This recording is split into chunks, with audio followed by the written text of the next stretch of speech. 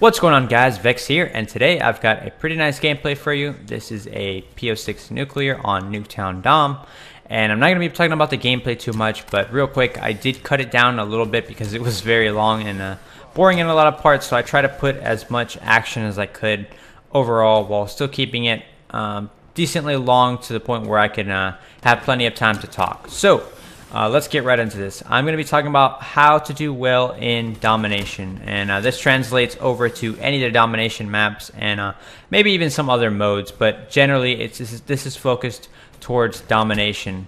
But in general, doing well in objective-based game modes kind of comes down to your team and how well they can perform versus the other team. So you will find yourself at times on a terrible team, and that's really frustrating and annoying, and I definitely know what that's like. But I'm going to try and give you as much information and tips on how to do well on Domination specifically, and how to hold flags and all that good stuff. So what I can say right off the bat is score streaks are very important. So you'd want to run score streaks that you know you can get. Like, for instance, in this game I have the Hardened Sentry, the Hater, and the Power Core.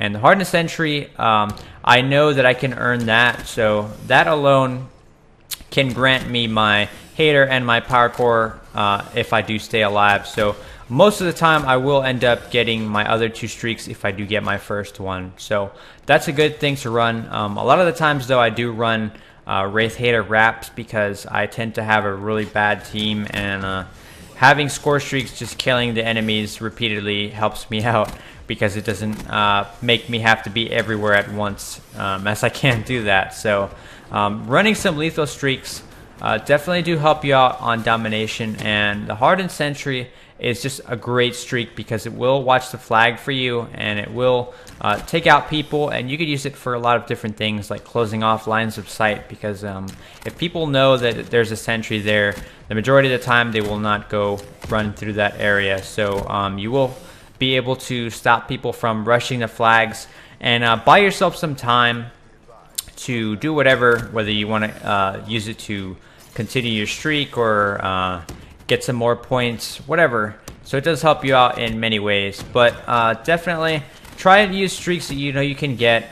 You don't have to run ultra high streaks, and it will be kind of pointless to run really high streaks if you can't get them, because then you're essentially running no streaks, and that's not a very good idea. So run streaks you know you can get, but that are very useful at holding off flags and stuff like that, if you do want to do that. So another tip is you can play defensively, or you can rush. It really depends on your play style, but you just want to know when to rush and know when to not. So if you have a Hater up, obviously that's a good time to rush. But as you can see, sometimes my team probably does it in this game as well. Sometimes when you do push up too far, the enemy will begin to spawn behind you, and that is very bad. You do not want the enemy to spawn behind you. If you do hold one of the flags as well as B, and keep a safe distance from their spawn, they will just continue to spawn in the same direction, and that allows you to have map control, and map control is very important in Domination. So if you're able to control the map, you can control the tempo of the game and the pace, and prevent the enemies from being able to continually rush you from different angles. So Sentry does help you out in that regard, because it will close off lines of sight and just have better map control. And generally, whoever has the best map control is usually who ends up winning Domination games. So you do want to try and get some decent map control, and don't allow the enemies to get to their head glitch spots or any of those power positions, as they like to call them.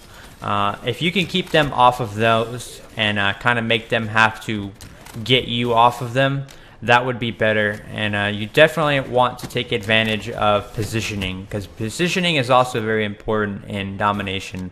If you're playing too far back, then you allow the enemy to kind of control whatever they feel like, and they can just rush you at any time and overwhelm the points and the flags, and they can do it whatever they want. So you do not want them to do that. You want to be holding the flag and make them have to forcefully take it. So that makes it a lot more difficult, because if they do hang back, then they lose. So it forces them to have to engage you, and if they do engage you, it kind of makes them a lot of times have to do risky things that they don't want to. Like, a lot of times they will have to jump out of cover to try and get you off of your positioning, as we'll call it. They will have to jump out of cover, leaving them exposed.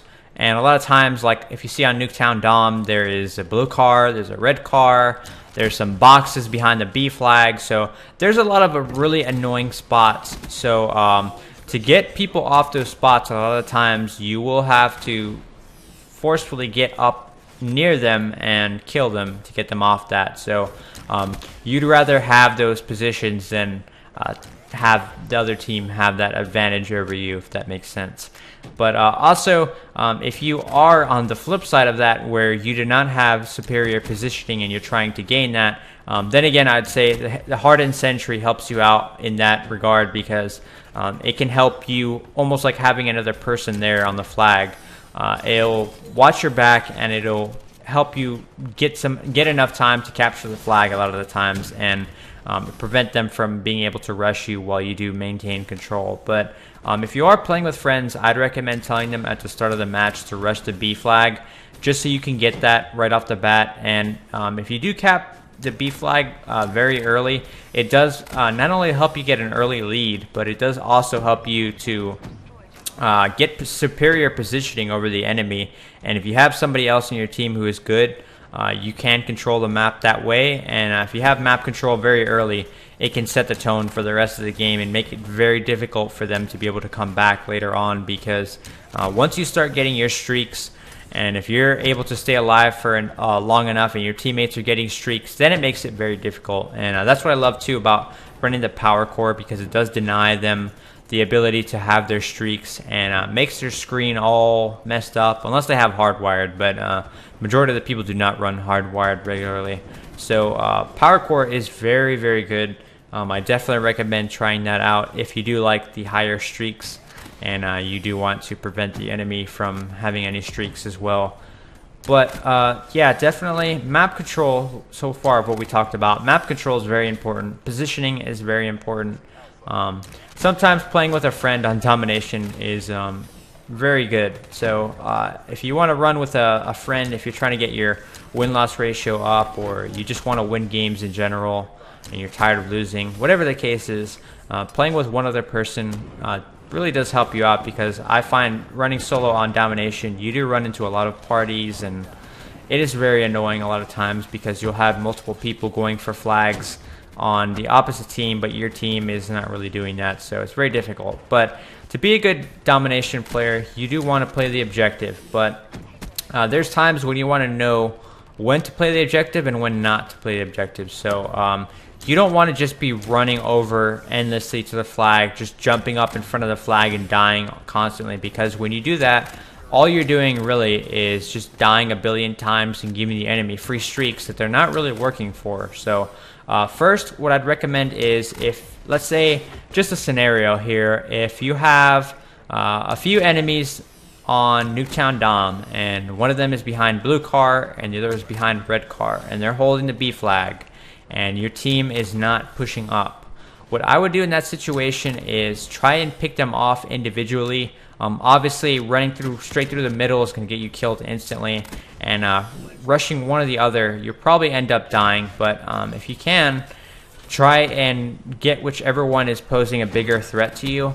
So maybe if it's a person on B, if you can kill them, then your team might have a chance to push up a little bit more, and that'll make things easier. But try and kill them with whatever it takes. If you have to switch to a sniper class, I know if that happens to me, I'm not hesitant at all to switch to my P06 class, and I'll go ahead and switch right to that and kill the head glitcher, and then I'll go ahead and try and capture the flag. But pay attention when you do go on to the B flag, because a lot of times they'll continue to spawn in a closer proximity than you'd like, and they will rush you a lot of the time. So be mindful of the common spots that you come from, and I'd say just pre-aim and be ready for the enemy coming for you, because a lot of times I find myself having to solo cap on B, and that's not a lot of fun. But If you do that, just pay attention to where they're going to be coming from, and sometimes it's better to fight them and buy a little bit more time by doing that than allow them to come onto the point by like proning on the point or something like that. So just try and be smart and be mindful and notice that Domination is not the easiest game mode to play, and playing a solo on Domination is very difficult. So like I said, playing with one other person really helps you out, but wish you guys the best of luck, especially if you're running solo. I know how annoying it is, but that is all the time I have for this video, and I hope you guys enjoyed it, and I will see you in the next one. Peace.